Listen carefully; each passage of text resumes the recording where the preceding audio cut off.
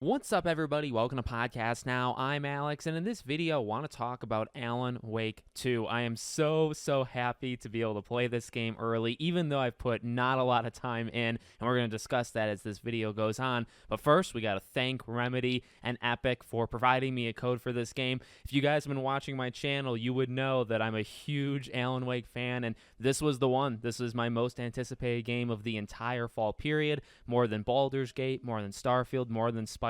So you should know that, and the reason I'm saying it so openly is so you do know it, right? A little bit of fanboyism, but look, I'm also kind of a critic here, and I do want to point out some flaws of the game as well, but just so you know how big of a fan I am of this franchise and how happy I am that the second game even freaking exists. So here's what we're going to do. I've barely played the game. They gave me the code 2 days ago on Tuesday. I just haven't had time. I had a couple nights to play it, and so I'm only about three and a half hours in. These are my initial thoughts, just a few hours into the game, but I think I can formulate something here for a video for you guys. So let's talk about it. Let's talk first about Saga Anderson, because without spoiling it, it does start as her. We're going to really try to avoid all story spoilers, but it takes a little while to get to Alan, even though Alan is very much present in the first several hours of the game. You start with Saga. So here's what I'll say about her. So far, so good. Okay, for those that are maybe a little, should they have added her, splitting the game up between Alan and her?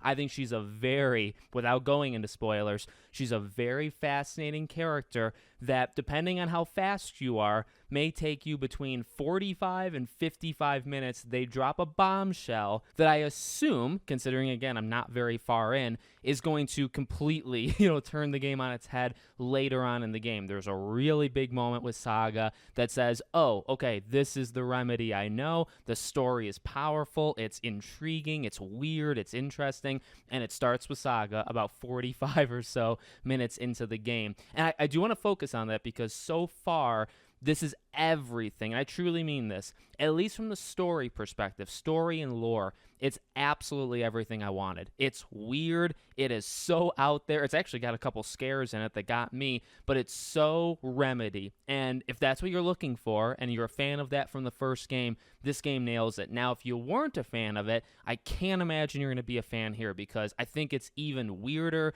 There's more like pop-ins where like the environment will bleed into something else. There's that mind place where Saga is figuring stuff out, and she'll do profiling on characters where they're kind of standing behind her and talking, and it's kind of them. Sometimes it's kind of Alan talking for like it's really weird. Okay, so if you're into that, which I am, I'm totally into that, this game is for you. Okay, now where I'm at in the game, again, without spoiling it, I have played some Alan parts too, and let me tell you, there's a meaty section, a meaty cut scene, a live action scene actually, lasts maybe 3 to 5 minutes, that again is insanely important, at least I feel right now, and insanely cool. Again, the lore, like hearing Scratch, Mr. Scratch, like hearing that, right? And then talking about the book, Initiation and Return. It's like, yep, this is what I'm here for. It's absolutely what I'm here for. Now, you might be asking, well, Alex, you have to play the game too. And I would say, yeah, you do. When you think to Alan Wake 1, the strength of it was the storytelling, was the kind of weird nature of how Sam Lake does it, okay? The negative of it was kind of everything else. I think it was actually a pretty okay-looking game, but the gameplay. I would say it's not unfair to say that very few people liked the gameplay of the first game. Now, here's what I'll say, confidently, but also I'm aware that things can change because I have played so little of the game. It's an improvement. The gameplay, the fighting, it's definitely an improvement. It's not amazing. I wouldn't even call it great. Now, I got to be honest there, at least what I've played so far. Now, I haven't played too much, so that is absolutely subject to change. But I got to be real. It feels like a mix of the first game, okay, in terms of how kind of the dodging works, obviously shining the flashlight, getting the dark presence basically off of the enemy, and then shooting them. It's got that. It's a mix, I would actually argue, of, okay, not Callisto Protocol for sure, like 100%, but kind of a mix of, like the dodging of Alan Wake 1 mixed with Callisto Protocol, which I gotta be honest, is still not good. It's just not, all right? And then the shooting and movement and enemy structure and even where the camera is, I guess the camera positioning of Resident Evil. Now, here's the thing. I don't think it does it as well as Resident Evil. Now, Callisto Protocol wasn't very great, and the dodging mechanic, as I just said, isn't all that great. So that's what leads me to say it's good, it's serviceable. I do think it's better than the first game.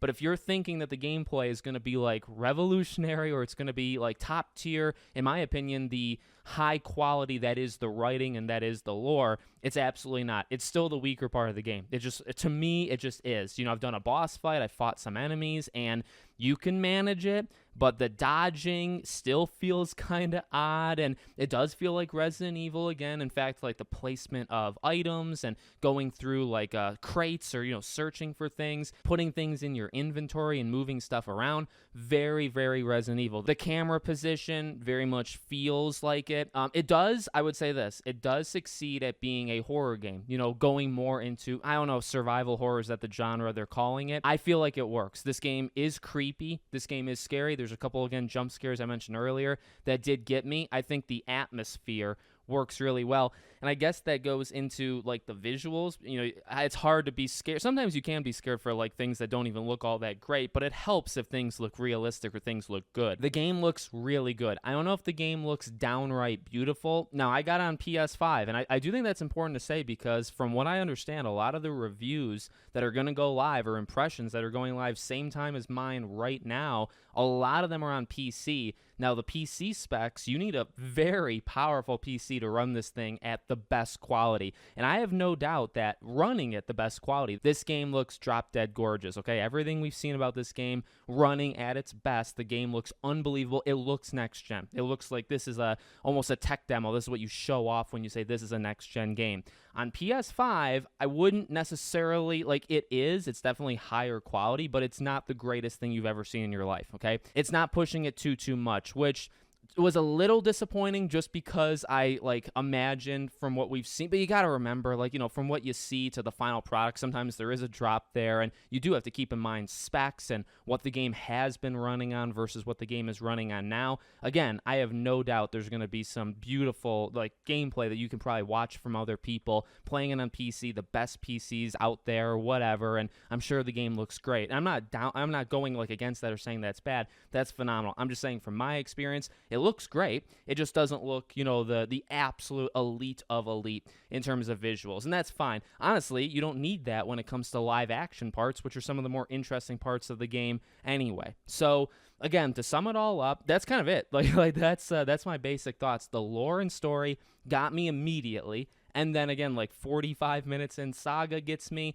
and a little bit later, Alan gets me, and I think we're in for a treat. I think I'm in for a treat as I continue to play this game. This game, I really feel like the story and lore is going to be top tier. It's going to be elite. The rest of it, it's really, and I've always kind of said this, it just needs to be serviceable. Like, it doesn't need to be absolutely amazing. I know people play games to play the games. I think that's totally valid. But look, if you're an Alan Wake fan, let's be real, you're in it, I think, for the story. Control definitely took a step up in terms of the gameplay. And again, I think the gameplay here is absolutely better than Alan Wake 1. Is it better than Control? Well, Jesse's a different character with different abilities than Alan and Saga, so it's not exactly fair to compare it. I think Control was more fun to play than this is, but I like the style. I like the Resident Evil vibes. Again, does it do it as good as Resident Evil? No. But what it needed to do for a hardcore fan like me, it did within minutes. It did within a few hours, and it got me, you know. So obviously I'm not all the way through. I guess my opinions can, oh, you know what? No, my opinion can change, because